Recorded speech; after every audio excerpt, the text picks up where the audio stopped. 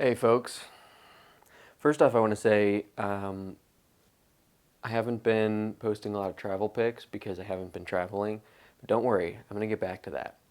And in the meantime, yes, I'm doing all this yoga stuff. So I wanted to talk really quick, just super fast, about meditation and meditation seats. So um, it's if you're going to sit for meditation, you need to be comfortable, right? It makes sense. You're going to sit for a long period of time. You want to be comfortable. You also want to make sure that your body's not going to be injured in the process. So an example of an injury is if you are sitting, let's say you're sitting like this for a long period of time, Sukhasana, with the feet under the calves. Gravity is pushing down on these knees.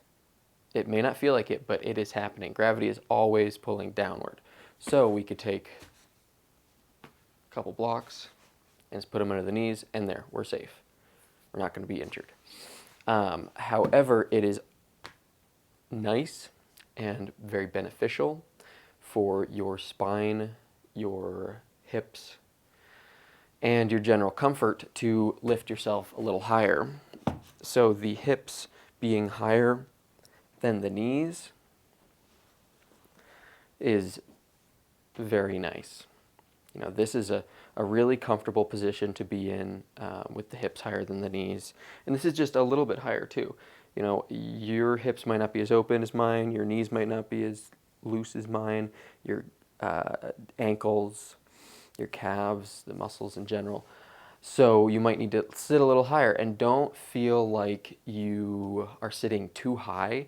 If you are sitting here and you're like slumped, you see that? See how that changed? All of this is open and lifted. This is, the whole front of the body is just collapsed. So if you're slumping, sitting up a little higher will help make this lift in the front of the body more natural and easeful.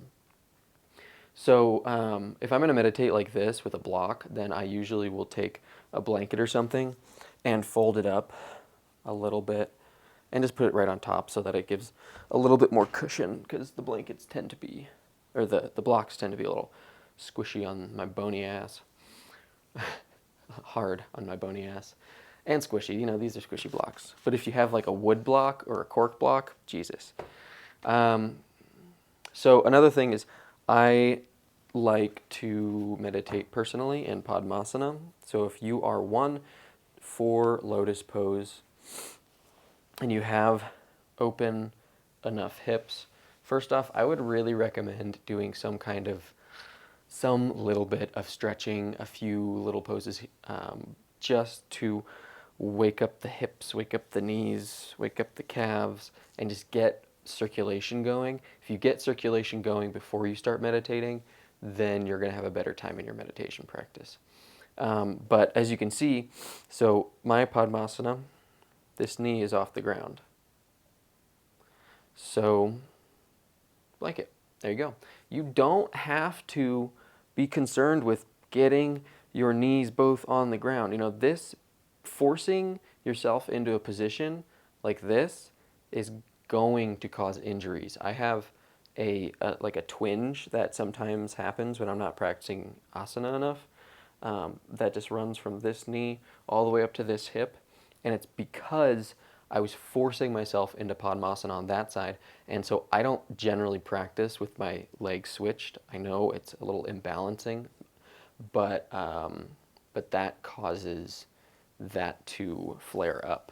So, if you have any questions about a meditation seat, or or maybe you actually are like wanting me to look at your meditation seat and maybe make adjustments, I'd be happy to help.